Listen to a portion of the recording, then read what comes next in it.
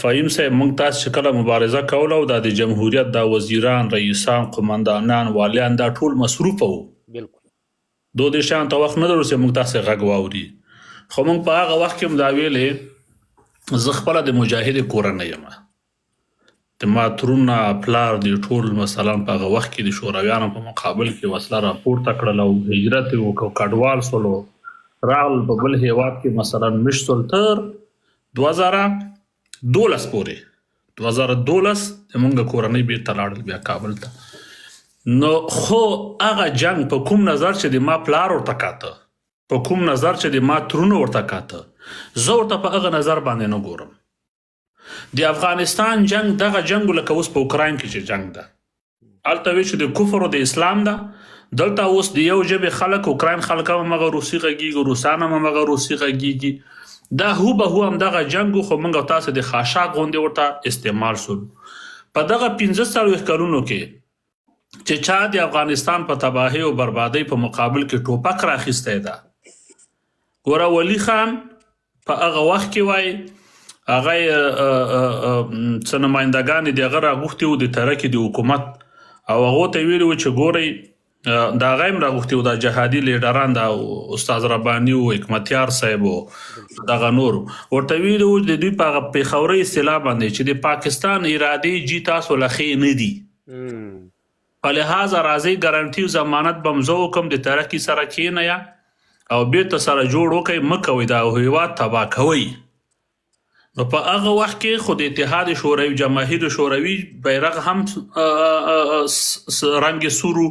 د چین هم سورو او د دو بیرغ هم سورو خلکو چې دا خو وروره کمیونستان دي که نه موږ ته په مدرسو کې په مکتب کې په کلي کور کې همدا ویل کېده چې دا خو کمیونستان دي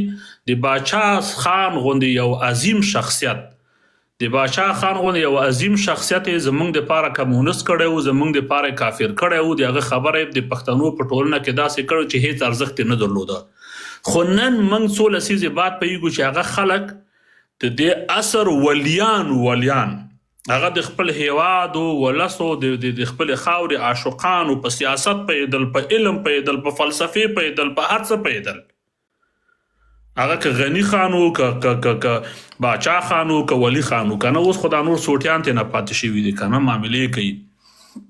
هغه وخت کې موږ او تاسو چې هغه وخت نه چې جنګ شروع سو دا کورنۍ پې باندې پیدا شي دا جنګ کوم خواته روان ده او د چا په ګټه ده او د چا په تاوان ده او بالنهایت کې د ټولو افغانانو تباهي او بربادي وسوه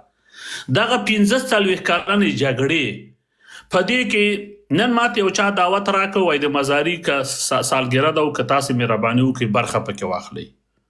ګوره موږ په داسې یو حالت کې یو لکه ته چې وخته ملګري ویلی شي که ته د خپل نفر په ما باندې قهرمان منې او دلته د حکمتیار صاحب بده وایي هغه ویلی چې په ده باندې بده لګېږي په هر چا بده لګېږي ته یقین پر رب وکړه زه دا ټول خاینان داسې پیژنم داسې راته معلوم دی لکه دا خپل ورغوی خو د هیواد د مصالحو په خاطر باندې فعلا ګوره نه څارنوال یم نه قاضي یم نه ورته دوسیه اچولی سم نه ورباندې وروره محکمه جوړولی سم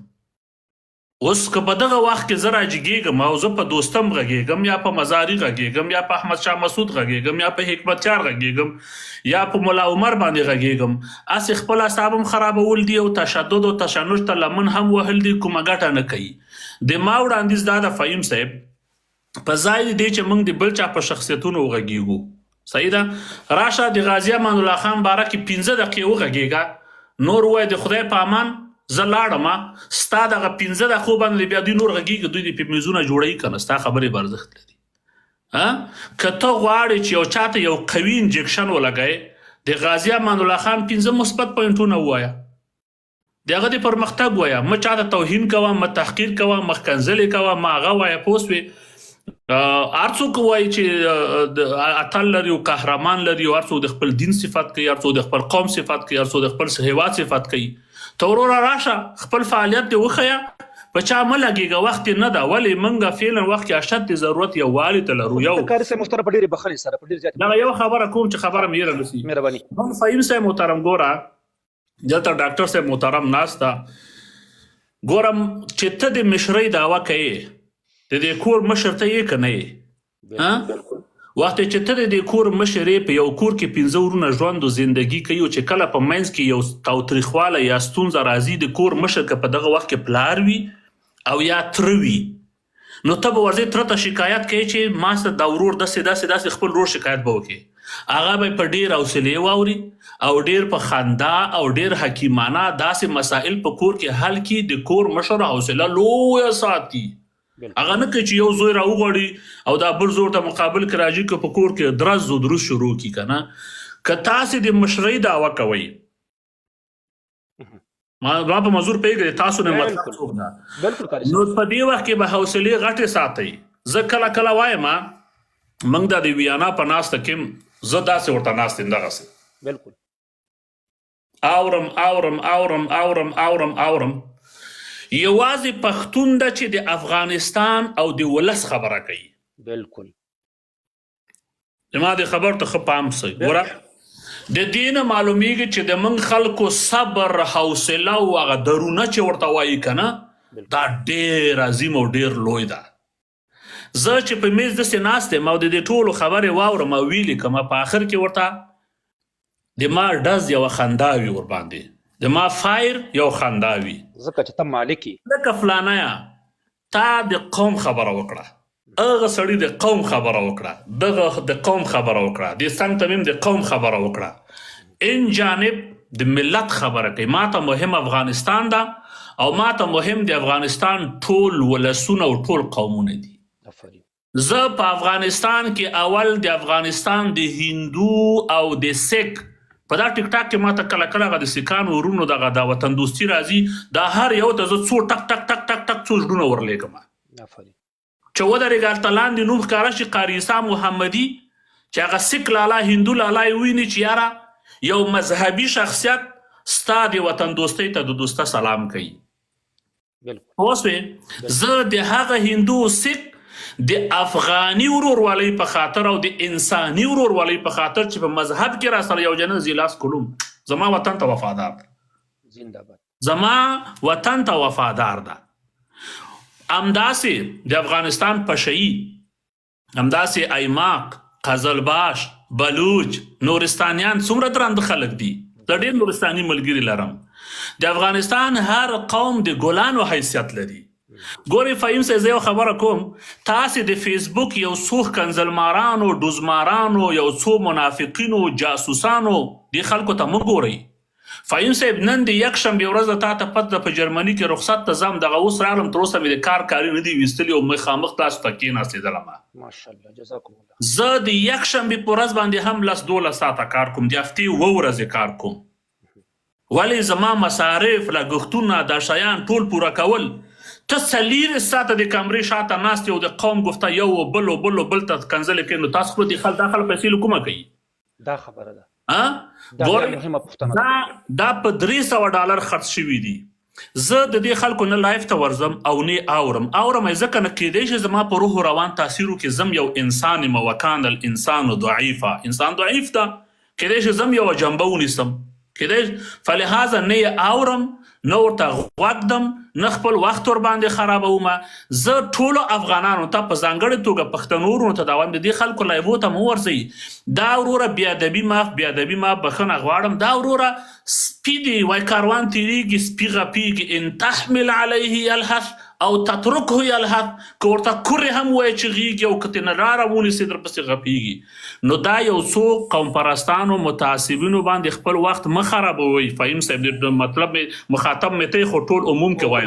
زه پوه شوم ځینې نومونه نه اخلم لنډغران دي لوچکان دي سبا درپسې لایو راځي خور و مور ناموس ګفته کنځلې بدرد وایي که نه بالکل داسې لایف جوړ کړه مثلا دغه د ډاکټر صاحب راغی جنرال صاحب راغی راسخ صاحب راغی نور دوستان دلته شتون لري اسیب صاحب طواف دی څنګه کولی شو وروره زه دې نتیجې ته رسېدلم چې په دغه وخت کې انتقاد کول هېڅ ګټه نه لري ګوره ما پرون په فضلي باندې یو انتقاد کړی ده بالکل تاسې باور په خدای وکئ چې دومره اهل علم او قوي د موږ او تاسو هغه د ماسټر ډیګرۍ لرونکي هغه د پی ایچ ډي لرونکي هغه ما سره اړیکې تماس چې ولا دا خو داسې دا داسې د پرتګونه وراغوندي قسم مې د پر رب لا یزال وي چې د فضلي غوندې خیانت که د نړۍ په هر کونج کې اوسي والله بالله چې انټرپول پولیس به په هفته کې راغواړي په هفته کې به یې نیسي ګرفتاري او خپل هیواد ته به راولي او پانسي به ورته ورکوي. خو زمونږ په افغانانو کې اوس هم نه اهله ځوانان شته چې اوس هم د ملاتړ کوي. ګوره زما انتقاد په فضلي باندې پس له ډیره وخته سره د دې چې زه ډیر انتقادات لرم نیوکې لرم خو فعلا خوله ځکه نه خلاصوم چې لنډغر دې نه ګټه پورته کوي. زه ښه پوهېږم چې هغو ترې نه سوء استفاده کوي او غلط استفاده کوي. هغه د ملي مصلحت په خاطر باندې نه غواړي چې متفق. ګوره زما یو انتقاد د دې سبب شو چې زما لسګونه ملګري ما سره تماس نیسي خو طبعا زه به ورسره استدلال کوم یا به هغه خفه کېږي یا به زه خفه کېږم. هغه به در باندې فشار راوړي چې ویډیو ډیلیټ کړه ته ورته وروره نه ډیلیټ کوم درنه خفه سو که نه صحیح د زباني به هېڅ ونه وایي خو په زړه کې درنه خفه سو چې زما مخ دې ونه مانه. ګوره خو که داسې کار اوس راځو په دغه وخت کې حکمتیار صاحب باندې موږ په زرګونو انتقادات لرو فعلا وخت نه ده. په دوستم صاحب باندې موږ په زرګونو انتقادات لرو. په احمد شاه مسعود باندې موږ په زرګونو انتقادات لرو. په استاد رباني باندې په زرګونو انتقاد وخت نه ده. اوس زه ډاکټر صاحب مختار نه څارنوالي او نه محکمه یو. که داسې یو نظام راغی لکه جرمني یا امریکا یا امارات که نه چې هیڅوک یو د بل په کار کې مداخله ونه کړي واسطه نه وي واسطه بازي نه وي او په هغه وخت کې په رښتیا سره رښتونې صادقان مخلصین څارنوالان مې درلوده د دې ټولې دوسیې به وڅېړل سي محکمې ته به ځي که په اعدام محکوم سول که په هر څه باندې محکوم سول. اوس زه لاړ شم د مزاري په سالګره کې برخه واخلم څه ووایم همدا تاسې بالکل قاری صاحب څه به ووایي دا چې ډاکټر صاحب ویلي دي ډاکټر صاحب اشاره کړې د شهید نن یې ټوله ورځ چې دی خلک البته شخصي حریم ته ننوتي دي. زه یو خبره کوم راځئ فهیم صاحب محترم باچا صاحب محترم خپله مشري ومنئ. وخت چې مشري کوئ درونه ډیره غټه او لویه وساتئ. یو چاته د شهید ویلو ګوره که سبا په دې وطن کې دغه طالبان انتخاباتو ته غاړه کیدي او دا طالبان د مذاکراتو دروازې خلاصې کی او په افغانستان کې داسې یو عمومي عفو راشي چې هم طالب عفو وغواړي د خپلو جنایاتو د ظلمونو د نارواوو او هم وروره ټول افغان د هر څه چې ما بخلی ما وبخه که نه چې ټول قومونه راسي او موږ یو داسې نظام ولرو چې ټول افغانان یو. سبا به د همدې ملا مرما په سالګره کې ته به هم ناستې او باچا صاحب هم ناستي همداسې ده که نه. سبا به همدغه طالبان راځي د ډاکټر نجیب په سالګره کې به کینی. سبا به همدغه جنرال مبین راځي د ډاکټر نجیب په سالګره کې به کینی. ګوره د شرعي نګانه زه تا ته د ډاکټر نجیب شهادت ثابتوم په قرآن او په حدیث باندې. ګوره زه هغه څوک یم چې د ما کورنۍ په کډوالۍ کې وو خو زه یې شهادت درته په قرآن او په حدیث چې ثابتوم نه خو چې مسلمان نو بیا ولې پکې هغه کوي. ګوره نه پې محکمه وشوه نه پې څارنوالي وشوه وروره په مرموز شکل باندې په یو داسې صحرایي چې دی ووژل صحرایي بالکل شهید ده. که څوک وایي یو ورځ د بل پې وټاکي یو پاک صفا هغې باندې به کاري صاحب انشاءالله بیا خامخا راځو په دغې به هم چې دی یو موضوع ټاکو بحث به آخري خبره کوم ما خبره لږ ډېرېږي موږ ملایان والصلاة والسلام على رسول الله مو نیم ساعت وخت نیسي تر دې دمه ښه روانېستې بېطرفه روانېستې. نو جناب فهیم صاحب محترم وخت دا ده که نه چې که رښتیا تاسو دې دپاره کار کوئ ډاکټر صاحب ډېر فعال ده خدای تعالی ورته فصاحت ورکړی علمیت یې ورته ورکړی زبان یې ورته ورکړی استعداد یې ورته ورکړی. راځئ د اتفاق او د اتحاد دپاره کار وکړه په ښکنځلمارانو باندې وخت مه ضایع کوئ. څنګه کولی شو چې ورور اتفاق او اتحاد وکړو د انتقاد او اعتراض او د نیوکې د دې شیانو وخت نه ده. ولې دا وطن متفرق سوی ده دلته قومي تعصبات فعلا دغه اثر کې اوج ته رسېدلی دي او ته په دې ښه پوهېږې د دغه تعصباتو دپاره ګاونډي هیوادونه باقاعده پیسې ورکوي. ګوره ډېر داسې منظمې پیسې ورته ورکوي. موږ نشو کولی زموږ چون قوي مبارزه مو مخ ته پرته ده او ځینې شیان باید سړی ووایي ځینې شیان باید سړی نشي ویلی. ولې زه اوس عمرې ته تللی وم باور وکړه چې د مدینې منورې په ایرپورټ کې موږ چې د خدای د کور راوم دا خلک اوس موږ ته حساب کړي چې وروره زه ته جنجال یې دلته مه راځه. ولې حق دې ویلی که نه په مدینې کې چې طالبانو به لیدلم د لرې به داسې راته وروره برګ راکاته بل ته به یې داسې ووایي چې هغه ده زه خو په ځان پوهېدم چې باید دی که نه په احرام کې هم نشم زغملی یعنې په احرام کې چې ما وی لبیک اللهم لبیک لا شریک لک لبیک خو د نشم زغملی کنه دا داسې یو حالات ته همدغه تضاد همدغه عقده همدغه کرکه به له منځه وړو انشاءالله تعالی تاسو نم کاري صاحب بخښنه غواړم کاري صاحب ډېره بخښنه غواړم تاسو نم هیله کوو تاسو نم هیله کوو په ډېر درنښت باندې بالکل حق لرئ چې طالبانو په حکومت په نظام د دوی په مشرانو باندې نیوکه ولرئ ځینې البته طالب پلوه چې دی په تاسو باندې اعتراض لري تاسو ډېره زیاته تونده لهجه کاروئ یعنې ډېر زیات افراط پکې خبره کوي هغه خبره صحیح ده زه منم تایید مو کړه هغه دی که نه زه یو لنډ جواب به درکړم مهرباني وطن رانه پاتې کلی رانه پاتې کور رانه پاتې د مور قبر رانه پاتې د پلار قبر رانه پاتې زه د خپل پلار په جنازه کې طالب د لاسه نه وم صحیح ده ما تر اوسه د خپل پلار قبر د طالب د لاسه نه ده کتلی زما د عزیز هلته واده وي زه پکې نه یم زما د عزیز جنازه وي زه پکې نه یم د طالب د جنایاتو ما جنایات یې کړي دي طالب د معافي وغواړي بخښنه دې وغواړي د ولس رایې ته دې هغه ورکړي حق ورکړي که ولس ورته 50 جمع یو رایه ورکړه د دوی اطاعت موږ په ځان فرض ګڼو آفرین کاري صاحب بیرته درته راګرځو انشاءالله را به شو دلته خو چې دی مخکې چې دی فدا صاحب راغلی دی نو فدا صاحب او تواب صاحب دی نو که دوی جنرال صاحب ته حق ورکوي زما د خوا نه ورته اجازه ده او کنه نوبت فدا صاحب دی فدا صاحب مې خلاص کړو را مهرباني وکړه خپل نظر شریک کړه بیا ورپسې راځو نور ملګرو کاري صاحب ډېره زیاته مننه خوشحاله اوسې وروره او زه ستا دریځ او د ډاکټر صاحب دریځ باندې زه پوهېږم او ځینې نور افغانان زیاتره نه پوهېږي دوی چې دغه توهین او تحقیر کا هدف دا دی چې دوی ته دریځ نه دی معلوم ګورې موږ افغانان بالکل چې موږ جنګي خلک خو موږ سیاسي خلک نه یو بدمرغي دا ده دغه سیاسي شعور باید موږ چې دی لا پسې پیاوړی کړو قوي کړو چې ولې دغه کس چې دی مطلب هلته داسې کیني پاڅي یا څنګه یعنې هدف دا دی چې سړی باید نور پوه شي په دې باندې که نه نو حاجي صاحب فدا نوبت ستاسو دی وروره که تاسو غواړئ خبرې وکړئ او که جنرال هغه ته نوبت ورکوئ مهرباني فدا صاحب اوري وروره فدا صاحب تواب صاحب محترم نوبت ستاسو د ګران وروره مهرباني مایک مو خلاص کړئ د ملګرو مشرانو ځوانانو خبرې مو واورېدې جنرال صاحب نو وروسته زه خبر کوم جنرال صاحب محترم ډېره زیاته مننه جنرال صاحب محترم راځه نو ستاسو نوبت دی او دا خبره چې مهرباني وکړئ تاسو خبرې واورېدې دغه وکړئ دا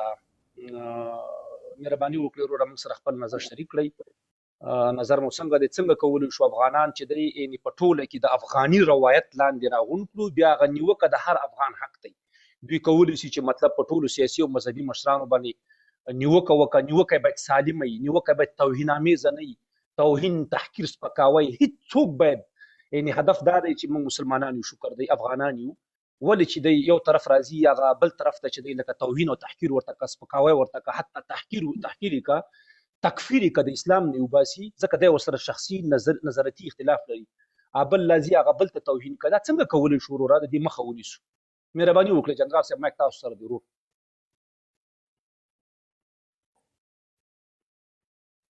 جنرال صاحب غږ درځي محترمه صاحب لکه چې خبره چې په ملایي باندې لګېدلی دی صاحب مهرباني جنرال صاحب به پښلمۍ هغه به پښلمۍ ته پرېږدو تواب صاحب مهرباني تاسې ما آواز شته سره پیرو یې به خوري پیرو یې خوري پوه شئ محمد ته نوبت ورکړه د هغې نوبت فدا محمد ته نوبت ورکړه د هغې فدا صاحب نه بیرته راځم ورته فدا صاحب مهرباني وکړئ جنرال صاحب چې دی مصروفه دی تاسو مهرباني وکړئ ودانې لوشي السلام علیکم ورحمت الله وبرکاته علیکم السلام ورحمت الله وبرکاته اهلا وسهلا مهرباني ورور الله تعالی دې وکړي روغ او جوړ صحتمن اوسئ زیات وخت مو نه نیسم او خبرې مو واورېدلې ډېرې طولاني خبرې مې داسې چل ده فهیم صاحب محترمه دلته که په سوشل میډیا کې یو څوک وایي چې زه مبارز یم یا مبارزه کوم کاش کې دوی د ملي ارزښتونو لپاره د افغانیت لپاره مبارزه کړې وای نو موږ به هم نن د دوی تر شا ولاړو خو دلته موږ ډېر داسې خلک ولیدل مخکې به دا پښتنو کې به یو متل وایي دا پنجابیان د وخت زمن دي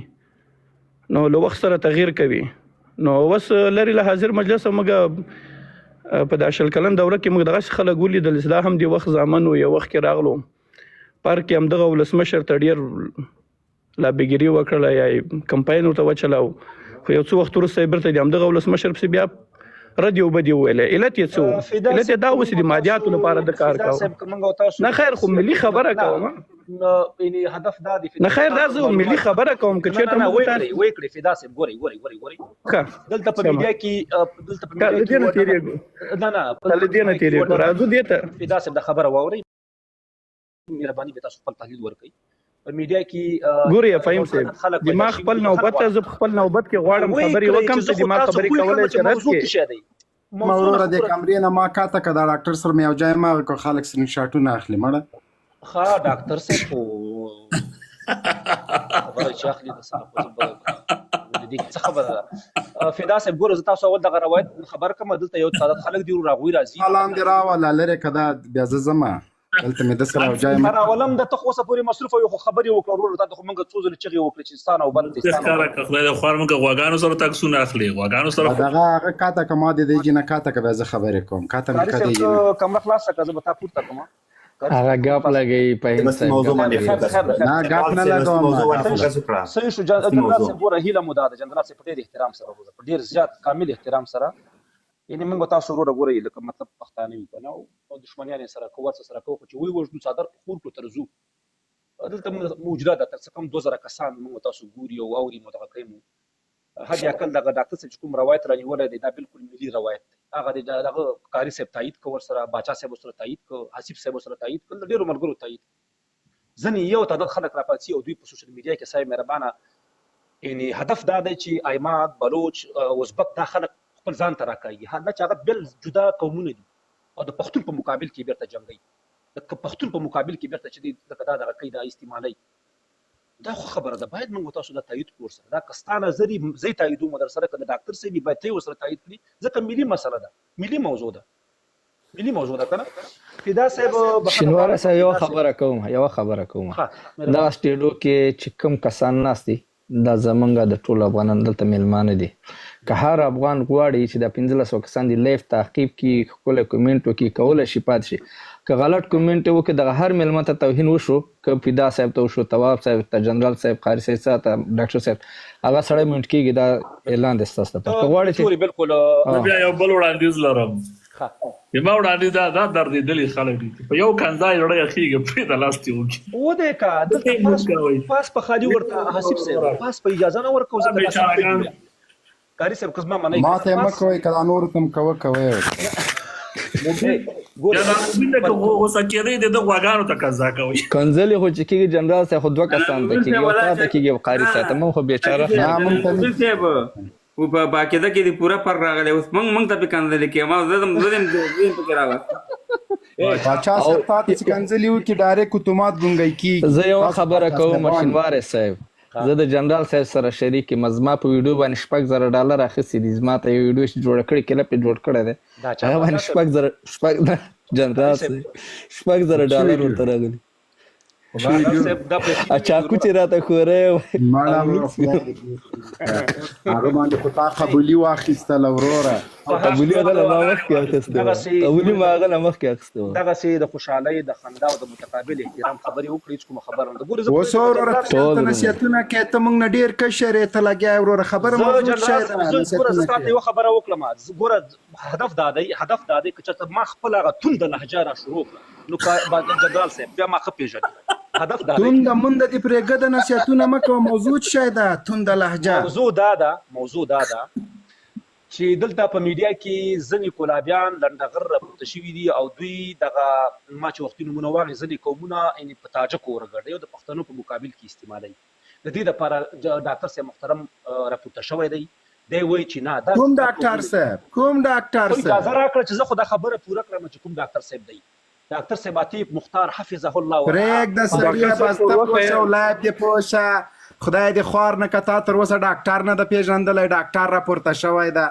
خپل پرون لګیا وال ته هغه ته صاحب ورسره دی باچا صاحب ورسره دی دا څلور 15 کسان دي ګوره وترې ځه خیر دی لاړ هغه ډاکټر صاحب هیله نه ډاکټر صاحب ډاکټر صاحب هغه سړی لاړ ایس باس مکو یو د خواخ راکې یو د سړی لاړ ایس باس مکو ډاکټر صاحب زه هیله کوم زه به فقط هغه اخري خبره فهیم زما خبره دې په نوبت باندې ته کړې نو ډاکټر صاحب دواړه زمونږ ورونه یې بس هغه چې خبره نشي کوه. ډاکټر صاحب محترم یو د یو خبره کومه مهرباني دغه کار لپاره چې هر چا اقدام کړي او حرکت کړي نوبت به زما یې وسره راستا او نوبت ستاره فدا محمد رو نوبت دا مایک من کوي لکه نه زه نه هغه کوم والله نه فقط زه د خپل خبره تکمیلوم یو جمله ده فقط صبر وکړئ شنواره نو بیا مګم شنواره یو ده بل سړی موډیټر شته د ستا په لایف کې بل موډیټر شته او یو بل مستده بیا زه نه یم فقط فهیم صاحب دا یو خبره کوم له دا فتوی سره باید موږ ډیر پام وکړو او دا فتوی سره لګاو چې پلانکای شهید ده پلانکای مرد او پلانکای غازی ده ملا خون امیر بم د امریکایانو په کمپاین کې ناسو بیا بدویل وای په افغانستان کې سیده دغه اوسنۍ جګړه سیده دغه وای ناروا جګړه ده په افغانستان کې اسلامي شرعي نظام د امریکایانو په کمپاین کې ناسو ملا خون امیر یو معروف شخصیت ده نو دغه فتوی سره فقط پام وکړئ نور ځنه کته کېږم جناب صاحب لاړو محترم ګور ډاکټر صاحب هیله کوم اجازه راکړه نه ډاکټر صاحب مزم پرې نو خو د مسوغه کېږم ګور کاری صاحب زه دا یو خبره خالي فدا ته وکړم بیا کاری صاحب ته مداخله وکړه ګور فدا صاحب محترم په یو مجلس کې چې ته کېنی یو هغه مجلس کې د هغه ټول د هغه پلویان نظامني ورورونه یو خپلوان یو هغه چې د خپل مشر ته رهبر ته د شهید لقب ورکوي ته د حق نه لري چې ته ورشي ته ورته وایي چې یا دا وژل شوی دی یا دا مردار شوی دی یا دا قاتل دی دا خاین دی موږ تاسو پښتانه وروره میم صاحب دا خبره ډاکټر صاحب بخښنه غواړم ته خپل خبره وکړه خیر دی که ډاکټر صاحب دا خبره کړي د افغاني او د اسلامي روایت په خاطر کړي ده د اسلامي او افغاني روایت په خاطر کړي ده ډاکټر صاحب مهرباني وکړئ تاسو خپل زما د خپل خبرو کوم یو خوش ده زه په هغه قضاوت د افغانستان ملت ته پریدو د هر چا د شخصیت په حق زه به داسې افرادو او به داسې اشخاصو خبره نه کوم چې انکم او مالیات معیشت د کنزلو محور او منبع فردي بحث باید ونه شي ډاکټر صاحب فردي بحث باید خبر شوی ما ډاکټر صاحب وخت چې تاسو ملا تړلې د یو قوي کار د پاره د پاره حوصله لوي ساتي دا خبره به تکمیلوم 3 دقیقې فقط خبرې کوم بیا د نور اول دینه وخت چې خبره تکمیل نشي کړه ډاکټر صاحب ګوره ډاکټر صاحب بل خبره کوم د سپیس پاک لا خبره مهرباني ورونو زما اعتقاد او باور دی چې د طالبانو نظام یو مستبد نظام دی او د یو مستبد نظام لپاره یو ملي طرح او ملي میکانیزم جوړول د هر یو افغان انساني ملي دنده او مسؤلیت او هیڅ څوک هم په دغه حساسو شرایطو کې که ذره ایمان او افغانیت هم په ځیګر کې وي نه قرار پاتې کېږي او نه د یو ملي روایت مخه هیڅ څوک نشي نیولی په شمول د ملا هیبت الله او د دې ډلې دویم موضوع دلته دا ده مونږ په دې اعتقاد لرو او باور لرو چې د خاوره د ټولو افغانانو مشترک کور دی د ازبکو، ترکمنو، تاجکو، ایماقو، هزارو، نورستانیو، پشایو مشترک کور دی لیکن هر هغه روایت چې د افغانستان ملي ارزښت سیاسي او تاریخي هویت او د افغانانو اسلافو ته په خیرنو سترګو وګوري مونږ د هغه په خلاف هر څوک چې آخري خبر دادی چې مونږ یو روایت جوړولو لپاره چې په هغه کې کسبا قاری صاحب عیسی مخکې کېږي او د افغانستان د ملت ملي روایت مخکې وړي زه ترجیح ورکوم د شخصیت ته نسبت ملا هیبت الله ته ولې د افغانستان د ملت غږ پورته کړي او دا وی حق ده چې زه داسې یو افغان تر شا ودرېږم چې د افغانستان په ملي ارزښتونو باورونو او اعتقادونو پسې ولاړ دی افغانستان په نړیوال کچه انزوا ته تللی نن افغانستان خلک په رسمیت نه پیژني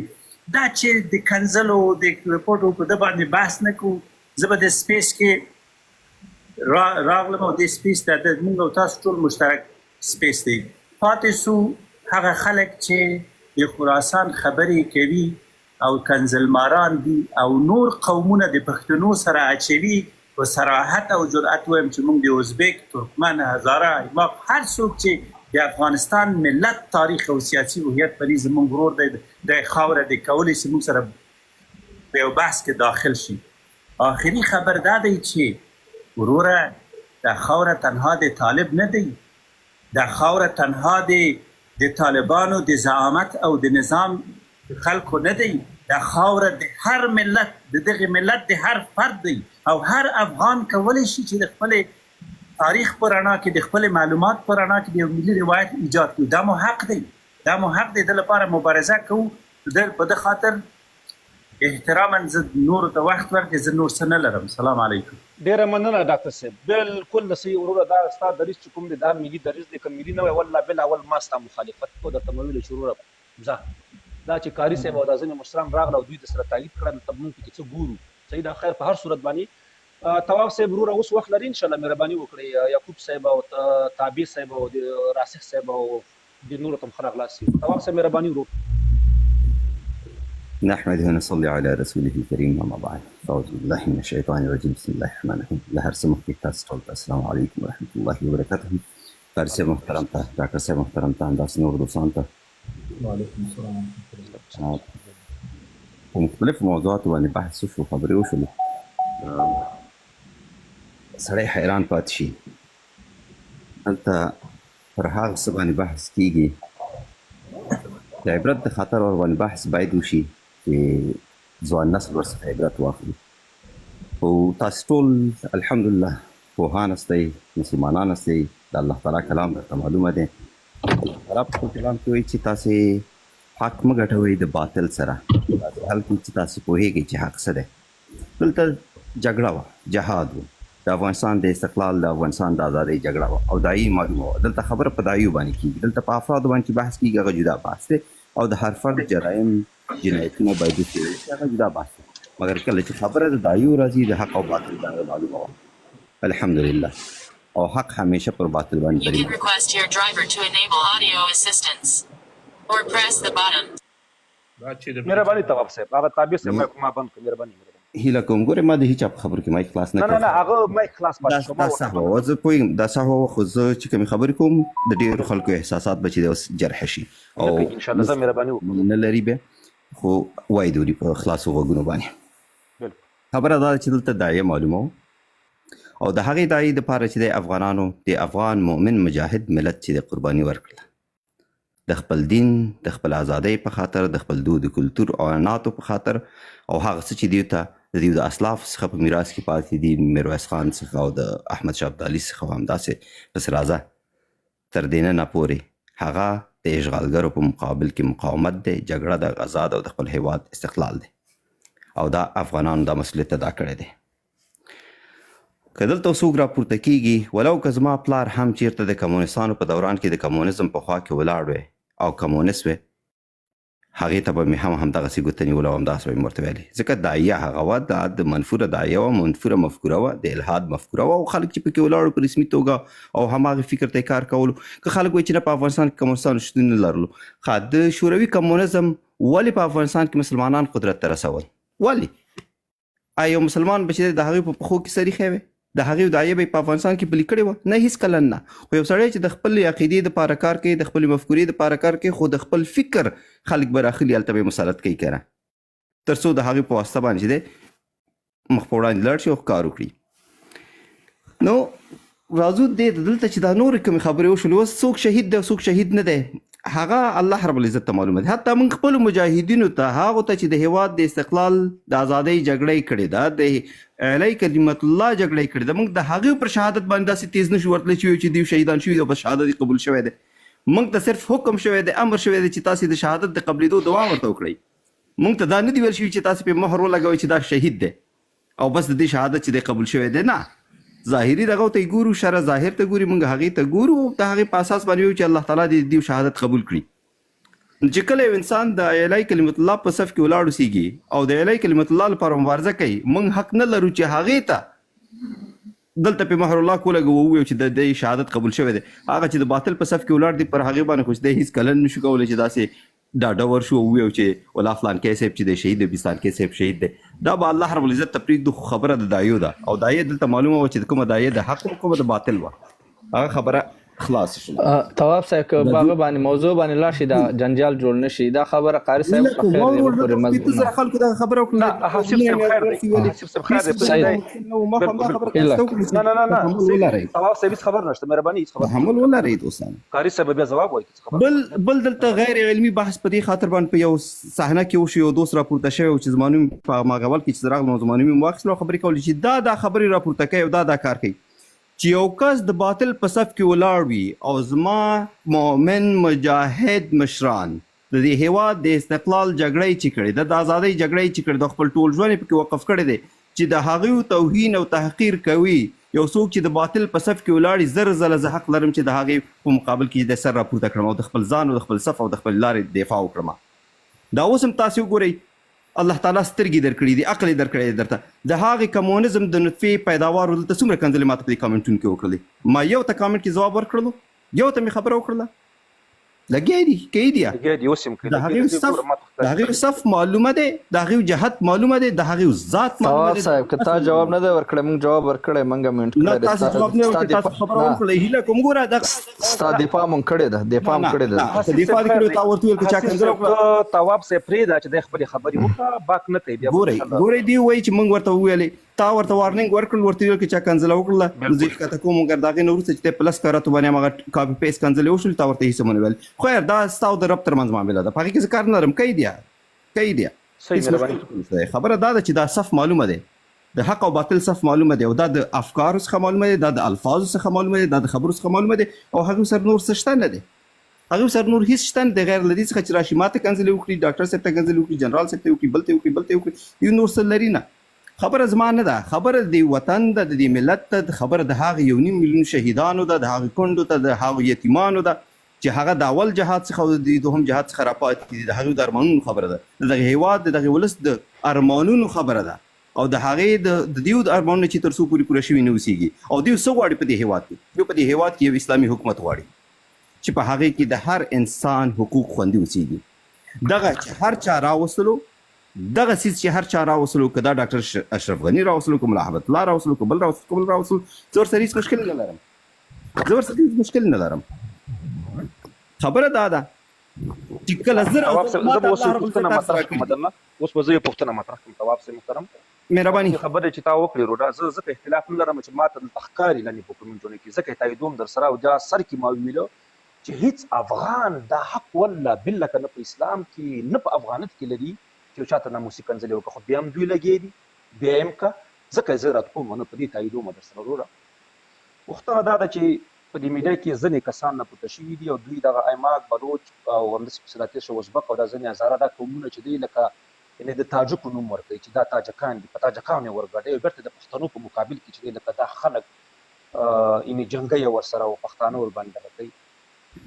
دې دپاره چې دی لکه څنګه چې مشرانو خبرې وکړي ډاکټر صاحب او قاري صاحب دی دا ملګري چې کوم دي دوی چې نه دا کار باید ونشي او د دې مخه باید موږ او تاسو په سالم دغه باندې ونیسو د دې په تړاو باندې ستا نظر څه دی ابر اوس کار دغه راغلی دی د ډاکټر صاحب محترمو ځینو هزارهګانو سره چې هغوی د خپل مشر دغه لمانځه تلین ده ورته ویلي چې شهید نو ده خو نه شو کولی چې دی ورته کنځلې کړې وای او یا تواب صاحب محترم بیا ورته ویلي وای چې هغه خاین دی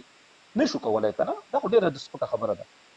اوس ځینې پښتانه ورونه ده پسې لګېدي بس رد او بد او توهین او تحقیر او کنځل او رد او بد دغې په تړاو باندې ستاسو نظر ورته شی دی څه توصیه ورته لرئ څه پیغام ورته ګورئ د هغې کوم مشر چې یو مزاري الله تعالی دې شهادت قبول کړي د مسلمانانو ترمنځ جګړې وې داخلي جګړو کې چې دی د یو طرف د خوا څخه چې دی وژل شوی دی نو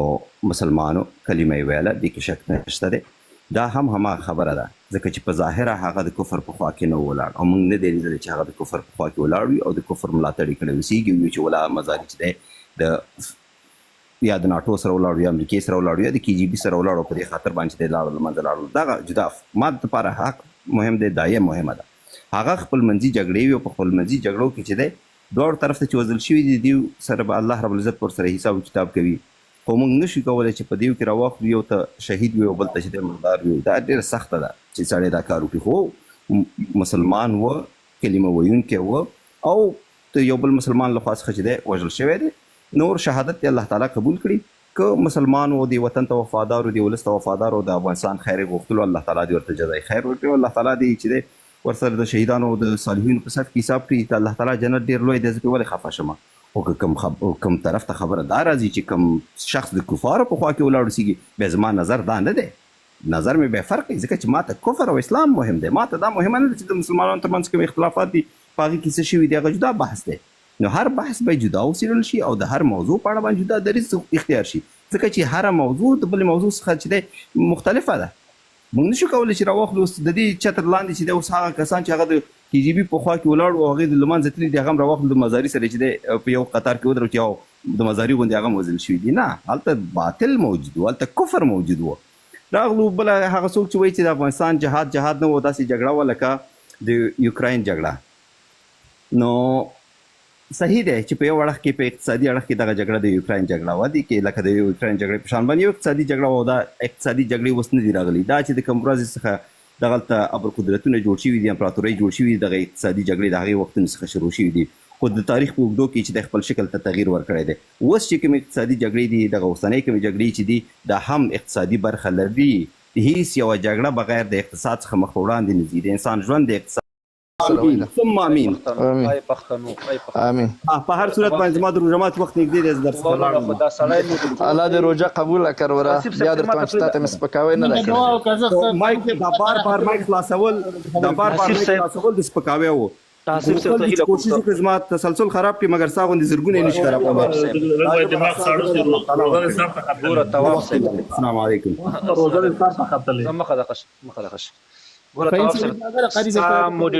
نه د راسخ صاحب نمبر دی هغه مخکې دی. ګورې تواب صاحب ته لږ جواب ورکړم که نه، څه خبره وکړه تاسو یې قاري صاحب جواب درکړي، څه پوښتنه یې وکړه؟ هغه خو خیر دغه د جهاد په تړاو باندې ویل چې مطلب په افغانستان ګوره زه تاسو خبره کوم فهیم صاحب محترم، هغه تاسو ته اول ویلی چې موږ هم د مجاهدې کورنۍ څخه وو، کډوال سولو، مختار صاحب هم وو، یا په سیاست هم پوهېږي، خپل پلار مجاهد و. سترګې کې ډاکټر مختار او حق وایي که د یو طرف ته KGB ولاړه وه صحیح ده، خو بل طرف ته وروره ټول د CIA پیسې دي او ISI هم پې خېټې ډکې کړلې او ډوب دی دا. ستا کالي د CIA وو، ستا بوټان د CIA وو، ستا پکول د CIA وو، ستا کورتۍ د CIA وه، ستا ټوپک د CIA وو، ستا دوا د CIA وو، او CIA ته داسې ټیټ سر وروره نیول او جهاد دې کوه. زه حیران دې ته یم که خبره د جهاد سي نو بیا مجاهد کبیر امریکا اساسي خبره دغه ځای کې ده که نه. اوس جهاد مهاد نه وروره. ته اوس راسه دا ووایه تواب صاحب محترم چې ستا د رهبر په مشرۍ باندې په افغانستان کې څو میلیونه مسلمانان وروره ووژل سول، زخمیان سول، کډوال سول. که خبره د دې وي چې یو محارب سره باید جنګ وسي او دې جنګ ته جهاد ویل کېږي، ستا رهبر خو راغی محارب ته په کابل کې بیا تسلیم شو، بیا خو موږ ته خبرو چل راځي خو بیا راغی نو امریکا خو لا وتلې نه وه. زه منو قاري صاحب ډاکټر صاحب کېنه، ډاکټر صاحب کېنه، ډاکټر صاحب یوه دقیقه اجازه کراکئ صاحب، ډاکټر صاحب زه به تاسو نه رخصت واخلم. قاری صاحب دغه ته اجازه ورکړي، راسخ صاحب ته اجازه ورکړي. باندې سمو مننه. نوبت ته خلاص درته او مهرباني وکړئ. هدف دا دی چې دا کوم روایت چې ډاکټر صاحب تکړه دی په دغه تړاو باندې خبرې وکړي. هیله مو دا ده چې د موضوع نه به جلوځو. مهرباني راسخ صاحب سره خلاص درته مهرباني. لمړی د ډاکټر صاحب نه شروع تر قاری صاحب او تر دا زموږ ټول هغه مشران او کشران چې دلته یاست ټولو ته سلام وړاندې کوم. خدای دې تاسو ټولو ته دغه ناسته تاسو په عبادت کې وشماري او خدای دې په ژوند کې برکت او په بچو کې برکت کا. ګوره عزیزانو هغه څه چې موږ افغانان بیا بالخصوص موږ پښتانه کړی وای او یا یې وکړو هغه مو نه ده کړې. ولې ګوره موږ لا په دې کې بند پاتې یو چې پلانی ته شهید ووایه پلانی ته کافر ووایه. و قربان دې سم 21مه پیړۍ ده، دنیا چیرې ولاړی، خلک چیرې ولاړل، زه لا تر اوسه په کنځاو کې ما ډوبه، ما لا تر اوسه په سپکاوی کې ته ما دعوت یې، لا ما ته اوس هم د جهاد او د نه جهاد خبرې کوې او ته ما ته دا اوس هم دا وایې چې وروره زما لاره برحقه وه او تا لاره برحقه نه وه. و قربان دې سم که روسان راغلل او که امریکا راغلی، که دا سبا پنجابی راځي او که سبا چینایي درته روان دی، دا زما او ستا په خوښه نه راځي. دا زما او ستا د وطن د آبادۍ دپاره نه راځي، هغه د معدنیاتو د چورولو دپاره راځي، هغه خپل د ګټو دپاره راځي، هغه خپل د قدرت د غځولو دپاره راځي، هغه خپل ګورئ عزیزانو که دا وایم چې نجیب یا ډاکټر نجیب یا ترکی یا کارمل یا فیض الامین روسانو قدرت ته ورسوي خو غاړه مو بنده همدغه قهرمان ملي ورور جبل سراج چې د روسانو سره پروتوکول ونه کوي، همدغه رباني خپله د ګرباچوف سره په روسیه کې ونه لیدله، همدغه ګرباچوف دغه رباني قدرت ته ونه رسوي، دغه کودتا چې وروره په ډاکټر نجیب په بشر مصالحه ملي وکړله دغه خپله روسانو ونه کړله. نو ګورئ عزیزانو که په دې ګز باندې بیا یې ګزوئ خو دا معنا ده چې موږ او تاسې بیا هماغه سپکاوی ته ځو. راځئ وروره داسې ووایو وروره ما اشتباه کړې ده، تا اشتباه کړې ده، مجاهده تا هم اشتباه کړې ده، ما هم اشتباه کړې، دا وطن مو په دې وینو ککړ کړی دی، دا ولس مو خرڅ کړی دی، دا وطن مو عقبګرد دی کنده کې ما غورځولی، دا د ملت بچي مو وژلی دی. راځئ دې ولس ته ودرېږو چې ولسه که ما وژنې که په دارایې مې درته ولاړم، ولې ولاړم؟ که په اشتباه لاړلم او که په ناپوهي لاړلم خو مجرم سیم. عزیزانو اوس لاره دا ده چې وتل یا د دغه حالاتو نه وتک لاره، زه د ډاکټر صاحب یوه خبره دا بالکل معقوله بولم. ولې؟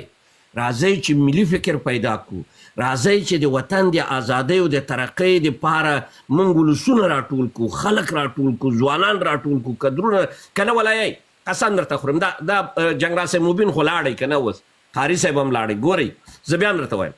که تاسې د اصلي د وطن بچیان مو راټول نه کړي، دا د دانش او د قلم خلک مو راټوله نه کړله، که بیا در باندې همدغه د احمدشاه مسعود زوی در باندې بیا قدرت ته ونه رسېدی، همدغه د دوستم زوی بیا قدرت ته ونه رسېدی، همدغه د سیاف زوی بیا په چوکۍ کې نه ناست دی، همدغه د ګلبدین زوی بیا ناست نه و، بیا راسې دا په موږ باندې د قمړو په دې قبرم و د خوشیان واچوي او کنه په دې ژوندي ورته ټوکاڼې واچوي. ګورئ عزیزانو خدای ته وګور دغه لوبه ګورئ. راځئ چې ملي فکر وکړو، ګورئ ملي فکر وکړو، د ملي خوځښت دپاره ملي خلک راټول کوي او دا تعهد وکړئ چې وروره که ما اشتباه کړې ده راځه سبا خو اشتباه ونه کړمه که نه، راځئ د دغه وطن د جوړېدو دپاره. ګورئ منظور پښتین پی ټي ایم جوړ کړی که نه، لیکلی دی چې پښتون ژغورنه، راځئ چې موږ افغان ژغورنه جوړه کړو. په دې افغان ژغورنه کې تاجک راولئ، ازبک راولئ، هر یو ته راولئ چې وروره په دې کې افغان چې چیرې دی زه د افغان ژغورنې دپاره وروره قدم پورته کوم. دغه کې طالب به هم راځي دی ولې هغه هم افغان دی که نه، هغه څوک چې افغان ژغورنه جوړه کړي ملي فکر سره رامخته سي. ډاکټر صاحب دغه اوس زه درته وایم په حیث د یو افغان، په حیث د یو څوک چې اقلا دا تاسې د مکتب کې اقلا یو 15 ورځې به تللی یم، راځئ همدغه لاره چې تا انتخاب کړې والله همدغه بهترینه لاره ده، بهترینه شیوه د دغه وطن د نجات دپاره ده. کنځاوې پرېږده چې ماته د 1000 بار کنځاوې کوي، پرېږده چې دی 1000 بار راته ووایي چې پلانی مړی د شهید نه و کافر وې پلانې، دا خبرو پسې ګرځئ نه. وطن نجات دپاره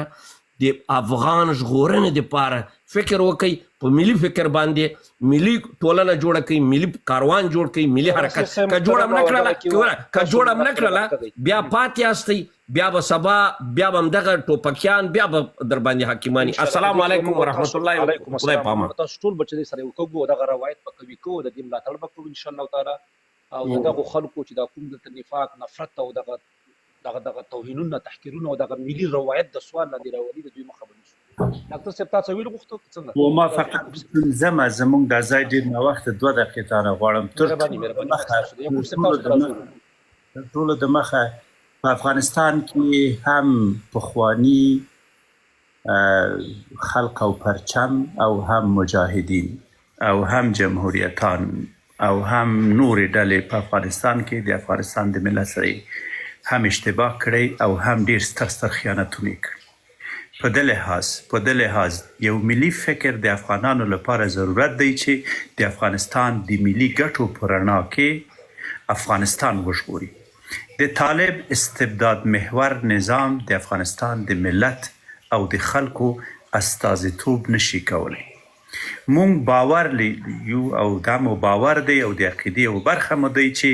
افغانستان د ټولو افغانانو، د تاجکو، ازبکو، ترکمنو، هزاره و ایماخ و نورستانی و پشهی و مشترک کور دی. په صراحت او جرأت ویلی سو چې هغه خلک د افغانستان ملي ګټو په مخالفت کې درېږي، مونږ به د هغه په مقابل کې درېږو، که هغه طالب وي، که مجاهد وي، که خلق وي، که پرچم وي. شعور سیاسي مو دې کچې ته رسېدلی چې افغانستان په اولویت کې ونیسو او د افغانستان منافع باید په اولویت کې ولرو، تر هغه وخته پورې چې افغانستان خپل ملي منافع، تر هغه وخته پورې چې افغانستان ملت د خپلو ملي منافعو په رڼا کې د خپل ملت لپاره یو تعریف ونه لري، د دوست او دشمن لپاره یو تعریف ونه لرو، افغانستان نشو ژغورلی. ورونو، زمونږ به ملي روایت ادامه لري، مونږ د هیڅ یو ډلې او ټپلې استازیتوب نه کوو، د افغانستان د خاموش ملت غږ پورته کوو. مطمئن یم چې دغه صف به ورځ به ورځ قوی کیږي. یک بار دیگر تاکید میکنیم و تایید میکنیم و صدای خود را بلند میکنیم که افغانستان مأمن و خانه هر افغان است که ازبک، تاجک و ترکمن، هزاره، ایماق و نورستانی، پشتون و دیگر اقوام صاحب و مالک از سرزمین است، تا زمانی که مردم در متن یک نظام ملی نباشد، تا زمانی که مردم برای تعیین سرنوشت خود صدای خود را نداشته باشد، هر نظام از طرف ما و در روشنی به قوانین ملی و در روشنی به قوانین بین المللی و در روشنی به منافع ملی افغانستان نظام ملی و مردمی نخواهد بود و از طرف ما مردود است. تلپاتی دی افغانستان هر چیزی چې از خوشحاله، سوکاله و بریالي اوسي. زمونږ دا ځای وخت بل دا باید وړۍ ته لاړ شو، په پاک الله مسپارم. ډاکټر صاحب که یوه دقیقه پاته سي، یوه خواهش ده ورور، یوه دقیقه پاته سي. پاتې شه د یعقوب صاحب نوبت یو دقیقه خیر ده، پاتې شه. یعقوب صاحب مختصر که چې زه ډېر همیشه ډاکټر صاحب زه ډېرې لنډې خبرې کوم، دغه ډېر داستانونه هم نه دي زده. مهرباني تاسو خبرې واورئ. اول دې سلامونه ورسېږي د لایف ټولو ګډونوالو ته، خدای دې وکړي جوړ روغ اوسئ. زه داسې په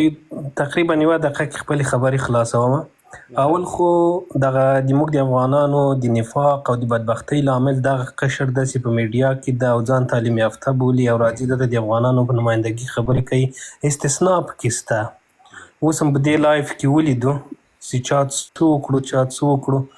کله چې موږ د ملي یووالي خبره کوو بیا ټول ترېنه تښتو، هېڅکله ملي یووالي ته نه راځو. بل په افغانستان کې هر چا جهاد د هر اشغال په مقابل کې کړی دی، د موږ د سترګو تور دي، د موږ د سر سترګې دي. د افغانستان ټول ملت په جهاد کې یا په مستقیم ډول یا په غیر مستقیم ډول داخل و. ایله مې دله بعض دوستانو دلته د جهاد فغورونه چاته نه ورښیي، زه د مجاهد کورنۍ یم یا ما پلار جهاد کړی، ځکه جهاد د الله د رضا لپاره یې او فی سبیل الله. د افغانستان ټول ملت مجاهد ملت ده. بله موضوع د یووالي ده. موږ تاسې د دې ځای باندې چې په نظامو باندې انتقاد وکړو چې جمهوریت ښه و یا امارت بد ده یا امارت ښه و، خلقیان بد دي، کمونستان بد دي. تر دې هر څه له مخې موږ تاسې ته ملت جوړونه پکار ده. تر څو چې افغانستان یو ملت نه سي، ټول یو ملت سره را جوړ نه کړو، هېڅ هم نسو کولی. هیله مې ده، امید مې ده چې موږ تاسې په ملت جوړونې کار وکړو. نن به 4 نفره یو، انشاءالله تعالی په راتلونکي کې به 100-200 دغسې به دا صف قوي کېږي. راځئ ملت ته کار وکړو. په ملت جوړونه کې ټول اقوام راځي. متاسفانه افغانستان تر اوسه یو ملت نه ده سوی. مننه. ډېره مننه. زما خو رحم ده چې ته لاړ شه پشلمی مشلمی به کوې او دا سپیس وتړو، بیا به انشاءالله الله مسپارم. زما خو لا وختي دي، دا کوم چې راپورته شوي دوی د تعبیر صاحب راغلی دی. السلام علیکم. ډېره مننه، خوشحاله اوسئ. ډاکټر صاحب الله مو مل شه. الله مو وساتي.